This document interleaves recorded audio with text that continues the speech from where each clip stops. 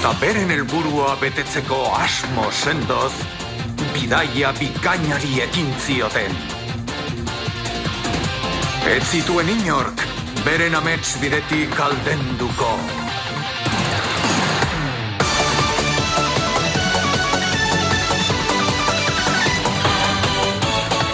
Itxasoan da gure ametsa, itxasoan da gure etorkizuna, bidaia luzea marra handira, aizea garamatza zerutzera, pirata talde bikaina, garaiezinak gara, eta gure ontzian itxasoaren azkeneraino goa.